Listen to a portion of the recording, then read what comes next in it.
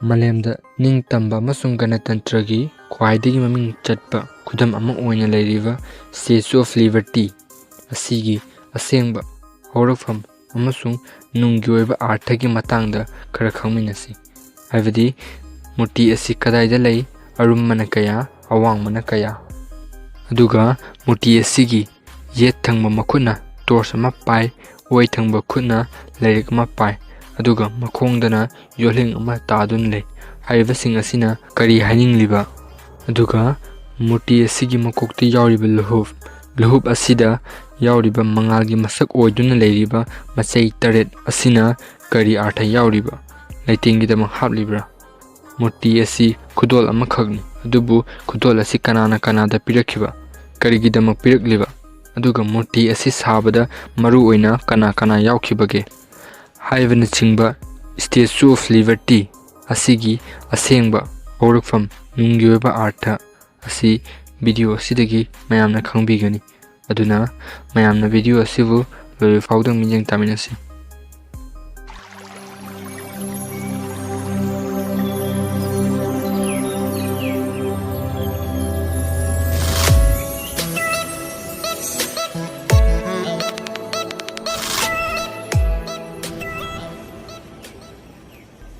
Statue of Liberty murti asi New York Harbor gi Liberty Island da lei mahake arumbana tons 215 lumi aduga murti asi khaktagi awangba asi 46 meters ni feet 150 wangi haibani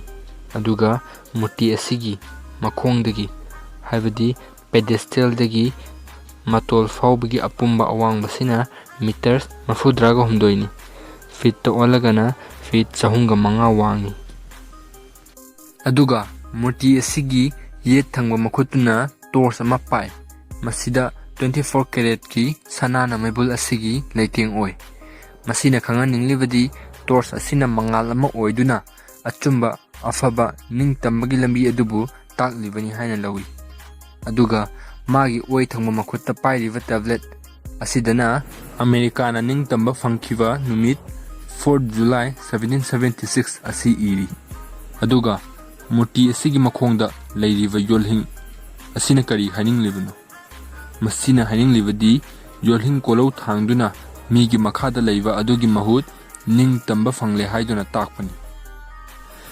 asumna lamkoiba singna murti asigi manungda changduna thongnau 15 panba luhub asi yaunaba kaba yai aduga murti asigi masek mangalgi mawong oiduna leiriba tenjai taret asina prithivida leiriba 7 oceans amasung 7 continent asi represent tawribani Statue of Liberty ningtambagi khudam ama oiriba mitam asi khudol ama oina France ki miyamna United States ta pirakhibani khudol asi government amada pikhiba nate aduga matang sida karigidamak asuk chawba khudol asi piribano masigi maramdi America asi 1776 ta ningtamba fangle haikre masimak murti asina pairiba tablet asida iri adubu masigi mamang 1775 ta America asi ningtamba fangnabagi-damak Britain ga lan soknarami matam asida France su ningtamba fangnabagi-damak Britain ga lan soknai aduna matam asida leibak ani haibadi France amasung America mateng pangnaduna British pu maithiba piba ngamnaba honaki asumna leibak ani asigi mari chesinanaba kanglop amata oinaba France na Statue of Liberty murti asibu design tawduna saduna piece 450 thongna khaidoktuna America da thilaki mayam adudi Statue of Liberty murti asigi mapan thonggi oiba saruk khara makai khanglabanina murti asigi sabada yaukiba maru oiba miyoising makhoina lawkiba thodang adu amuk khangminarasi Statue of Liberty official name na Liberty Enlightening the World asi Roman gi lairembi Liberta gi mahut silibani masi sanabagi wakhalon asi France ta anti-slavery society gi president oiriba Edward D. Levule na Americana Britain gi mafamdagi ning tamba fangkiba chamarak suba Independence Day asida gift ama piba pamki aduga masinasu leibak anigi marisu sesinaba henba masidagi murti asibuna France na saba aduga murti asi thangatkadoriba pedestal adubuna America na saba haiduna yanaki asumna magi wakalon asi magi maruf Frederick Auguste Bartholdi da gift asibu design tawbinaba khanghanki aduga Bartholdi gi yamna interesting oiba amana mahak asi chahi kharagi mamangda Egypt ki Suez Canal da lighthouse ama semba pamki project adugi mamingna Egypt carrying the light to Asia haiba nupi amana torch ama paiduna lepagi mitam asini adubu Egypt levaki maikaidagi project asi yarakide maramdi project asi aduki matik paisa changani haibasigi adubu Edward D. Levelegi proposal asidagi Bartholdi gi mamangi project Egypt carrying the light to Asia haiba asi ngasi mayamna khangnariba Statue of Liberty enlightening the world haiba asida onki adubu Bartholdi mana sagadoriba asigi engineer amadi chang maramasina Eugene le Duke amuktanaki mahakna murti asibu piece kaya thokna semnaga korina yomduna akonbada punna samjinana hairaki asumna Eugene le Duke na mong sing adugi 2.4 mm khaktamak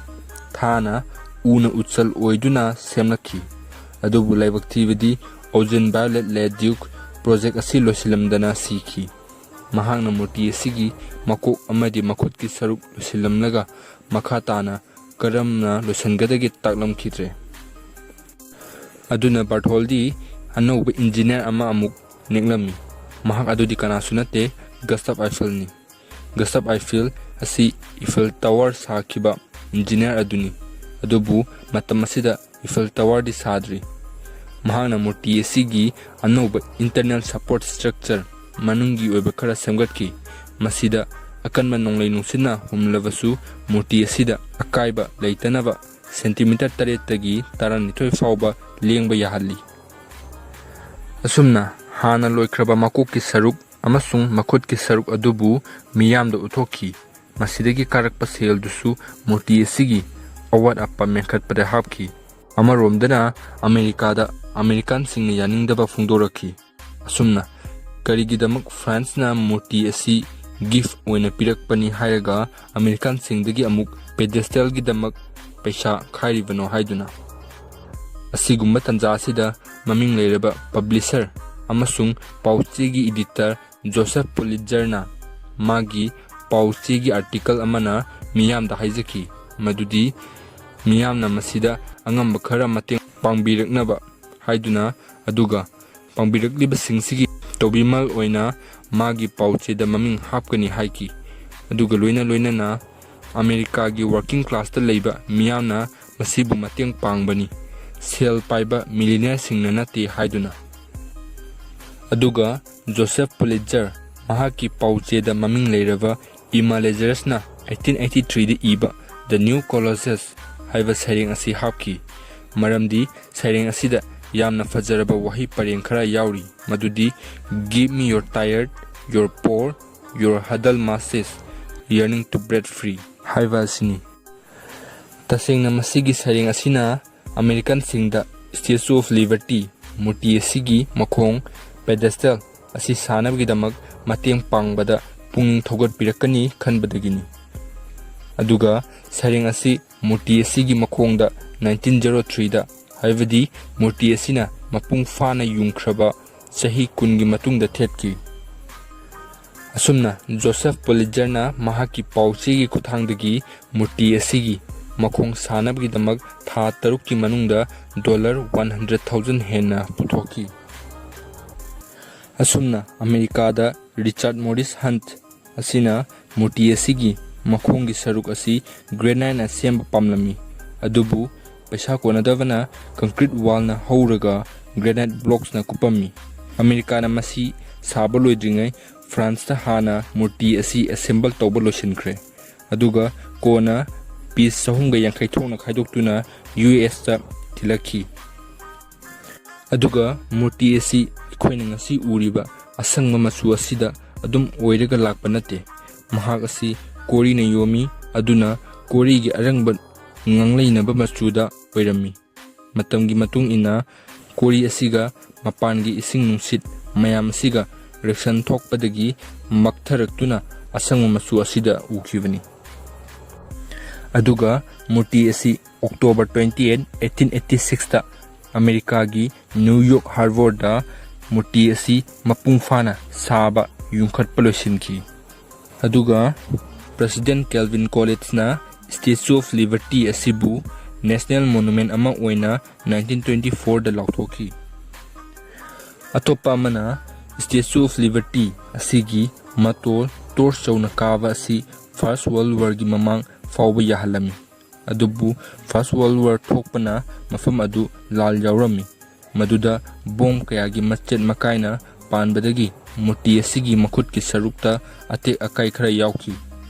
adubu masigi atek akai atoi singsi samjin sajinba loiraba matung dagidi murti asigi luhuf fawbatang kaba yahanki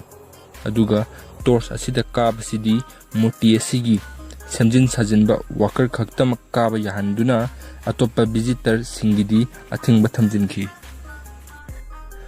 asumna akai atoi singsi amuk hana 1980s da murti asigi copper skin yauna samjinki maduda torch asi fawba atopa ama sinki aduga 1984 da amuk UNESCO World Heritage Site amani haiduna lauthoki asumna murti asina kha nongpuk thangba maikaida haibadi mairam pangno onduna visitors lamkoiba kaya amadi anoba punsi marel ama hodoningba miyoi kaya amabu puduna lagliba jahaz hi singbu taramna oktuna leiri aduga ngasi mayamna yamna khangnariba Statue of Liberty asiga manaba prithibigi mafam khara da sulei France da Japan da amasung Las Vegas Nevada da sulei aduna mayamda video asina karigumba kharadang kanaba piba oirabadi video asibu like share amasung comment toubibaga loinana channel asibu subscribe taubiramu